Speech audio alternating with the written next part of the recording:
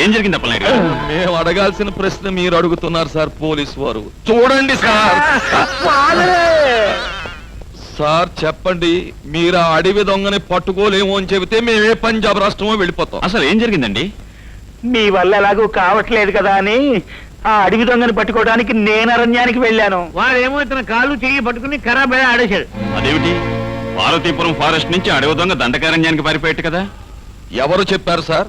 ఆకాశ రామన్నా అవకాశ భీమన్నా? 320, 420. ఆ అడవి దొంగ దండకారణ్యానికి పారిపోయాడని ఎవరు చెప్పారు మీకు? ఆ అడవిలో జంతువులు సార్, పక్షులు కూడా సార్. Shut up. వాళ్ళ నోరు మూయించడం కాదు సార్, వాణ్ణి మూసేయండి జైల్లో, లేకపోతే మా ప్రాణాలకు రక్షణ లేదు. అతను మా జోన్ దాటిపోయాడు అనుకుని మేము కేసు క్లోజ్ చేశాం. వెంటనే మా బలగాన్ని పంపిస్తాం. అది ఆ పని చేయించండి.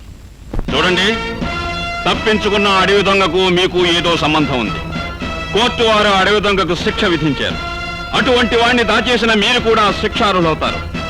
చెప్పండి, అతని ఆచూకీ చెప్పిన వారికి ప్రభుత్వం చేత బహుమానం ఇప్పిస్తాను. చెప్పండి.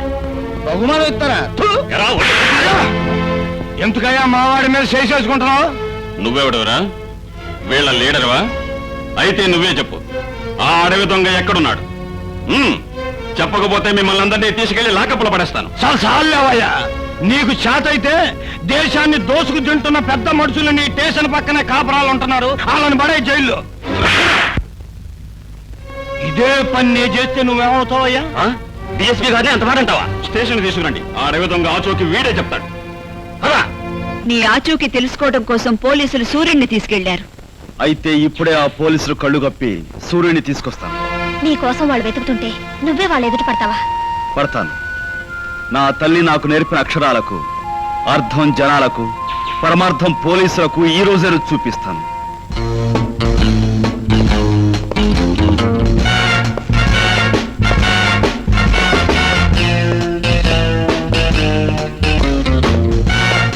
ఎవరిక్కడ? ఎవరండి మీరు?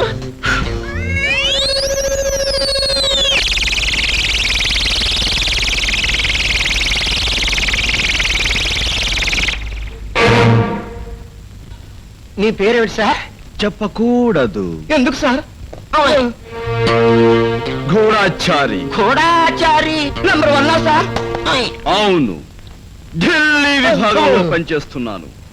వేగంగా వచ్చే విమానం దిగి తిరిగి వేగంగా విమానంలో వెళ్ళిపోవాలి గనుక విమానం కంటే వేగంగా వచ్చాను మీ రక్షణాలయానికి. తెలుగంటే మీకు ఇష్టమా సార్? పోలీస్ స్టేషన్ రక్షణాలయము అంటున్నారు. అవును, తెలుగు భాషన్నా, తెలుగు జాతన్నా, తెలుగు సాహిత్యం అన్నా మనకి చాలా ఇష్టం. అయ్య బాబాయ్, చెయ్యి ఒప్పండి సార్. మన సమఉజ్జీలతోనే చేతులు కలుపుతూ ఉంటాం. నాతో ఊపుతారు కదా సార్? ఇక్కడ సూర్యుడనే నేరస్తుని బంధించారట. ఎక్కడున్నాడు అతను? తమరతన్ని ప్రశ్నిస్తారా సార్? కాదు, తీసుకువెళతాను నాతో. ఏమిటి ఆలోచిస్తున్నారు? వెంటనే తీసుకురండి, నేను వేగంగా వెళ్ళిపోవాలి ఢిల్లీకి. మీ వేగం చూస్తుంటే గూఢచారి ఓ 7 లాగున్నారు కానీ నంబర్ 1 లేరు. గూఢాచారులకు ఆచారిని నన్నే అనుమానిస్తున్నారా? నంబర్ 1 అయితే కరాటీ తెలుసుండాలి. మీకు తెలుసా? కుంఫు తెలుసుండాలి. మీకు తెలుసా? మల్ల యుద్ధం తెలుసుండాలి. మీకు తెలుసా? ఒక్క దెబ్బతో ఈ బల్లను సెంటర్కి పగల కొట్టాలి. పగల కొట్టగలరా?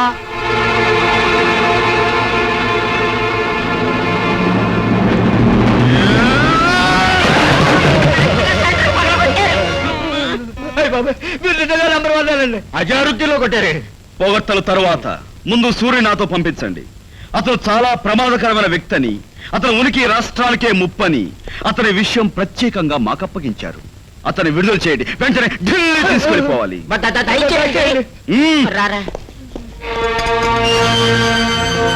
సూర్యుడు బయటికి రా, నిన్ను ఢిల్లీ.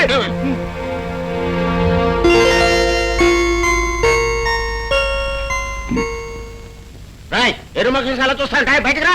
ఆయనతో వెళ్ళాం. ఎల్లవయ్యా, భయపడతావేంటి? బహుమానం ఇస్తారు. నాన్నలను చంపేస్తాడు. అలా తీసుకెళ్ళండి సార్. మీ ఇద్దరిని పైకి పంపే ఏర్పాటు చేస్తాను ఢిల్లీలో చెప్పి.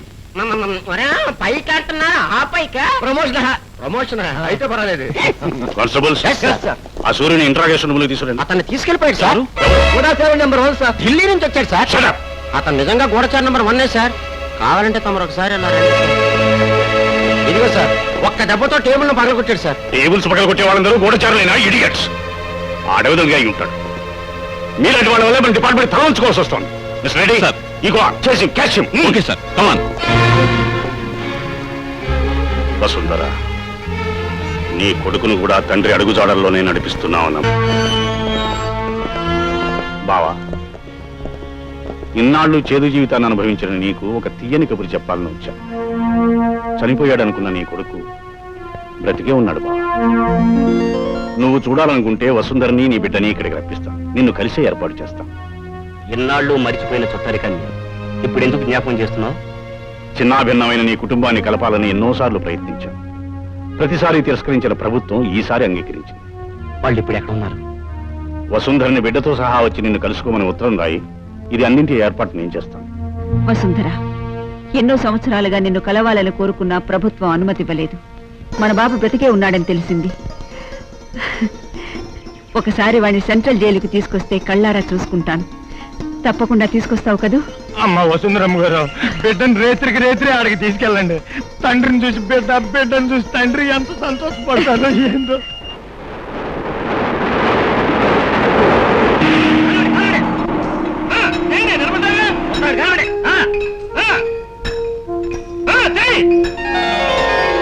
అక్కడ ఉన్నారు చూడండి అమ్మా.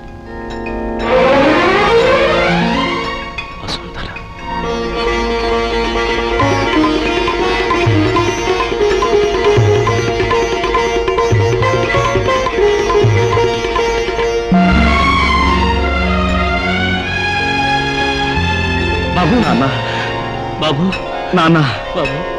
ఏమండి, జీవితమంతా జైల్లో గడిపిన భర్త, జీవితాంతం గిరిజనుల శ్రేయస్సు కోసం అంకితమైన భార్య, పసితనం నుంచి అడవి మృగాల మధ్య పెరిగిన బిడ్డ, ఈ ముగ్గురు కలుస్తారని, కలిస్తే ఇలా ఉంటుందని ఇప్పుడే తెలిసింది. ఇది నిజంగా త్రివేణి సంగమాన్ని మరిపిస్తోంది. దీనికందరికీ కారణం మీ అన్నయ్యే వసుంధర. మా అన్నయ్య? అవును, తనే మనం కలుసుకుని ఏర్పాటు చేశాడు. కలుసుకోవడానికి కాదండి, మనల్ని విడదీయడానికి కుట్ర పన్నాడు. కుట్ర కాదు వసుంధర,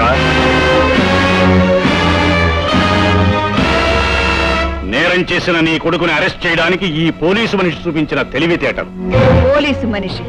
హ, పోలీసు కుక్కలు చూపించవలసిన విశ్వాసాన్ని పోలీసు మనుషులు కూడా చూపిస్తారనడానికి నువ్వే నిదర్శనం. వసుంధర, ఏ కోపం వచ్చిందా? నిర్దోషిని నేరస్తుని చేసి పట్టుకోవడానికి నీకు రక్త సంబంధమే అవకాశంగా దొరికిందా? నా కొడుకు అసమర్థుడు కాదు, తాను నిర్దోషిని నిరూపించుకునేంత వరకు నీకు పట్టుబడడు. అవును ఎస్పీ గారు, మీ లాఠీ కర్రలు కదలాడినా, మీ తుపాకీ గుళ్ళు చెలరేగినా, నేను నేరస్తుని కాదు అని నిరూపించుకునేంత వరకు ఈ ఖాళీని మీరెవ్వరూ పట్టుకోలేరు.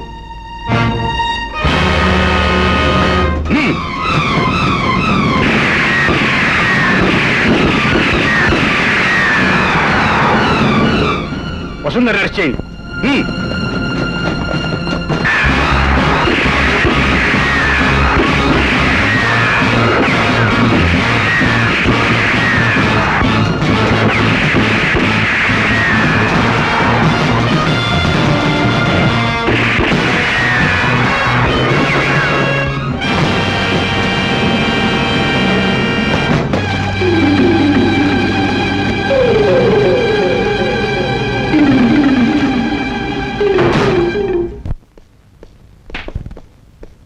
ఏమైనా చెప్పిందా? నోరు విప్పడం లేదు సార్. I see.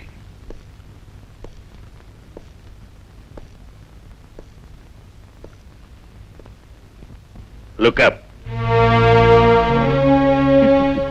ఎందుకు నవ్వుతావు? భారత మాతకు సంకెళ్లు వేసిన తెల్లవాడికి, గిరిజనుల స్వేచ్ఛ కోసం పోరాడుతున్న ఈ అమ్మ అభ్యుదయానికి సంకెళ్లు వేసిన మీకు తేడా ఏమిటా అని నవ్వుతున్నాను.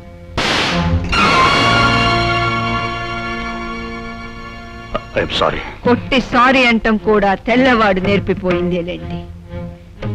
నీకు చట్టం అంటే నమ్మకం లేదా? లేదు. పోలీసులంటే గౌరవం లేదా? లేదు. ఎందుకని? ఏ నేరం చేయని నా భర్తను 20 సంవత్సరాలుగా కటకటాల వెనక ఉంచింది చట్టం. ఏ దుర్మార్గం చేయని నా బిడ్డను హంతకుడు అని తరిమ కొడుతున్నారు మీ పోలీసులు. ఎందుకుండాలి నమ్మకం, ఎందుకుండాలి గౌరవం? నిర్దోషిని రుజువు చేసుకోవాలంటే కొండ గుహలో దక్కోకూడదు, కోర్టుకు వచ్చి నిజాన్ని నిరూపించుకోవాలి. ఆ నమ్మకంతో కోర్టుకొచ్చే నా భర్త ఇప్పుడు రాళ్లు కొడుతున్నారు జైలు.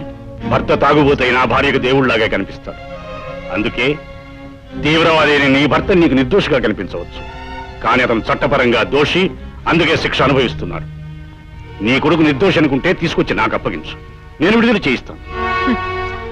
పులినైనా నమ్ముతాను గాని పోలీసులు నమ్మను. స్త్రీకి స్వేచ్ఛ వాక్ స్వాతంత్ర్యం ఉండాలి గాని ఆ స్వాతంత్ర్యం చట్టం మీద తిరుగుబాటు కాకూడదు.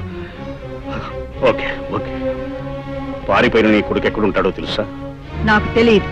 కన్న తల్లివై ఉండి కన్నబిడ్డ ఎక్కడుంటాడో నీకు తెలియదన్నమాట.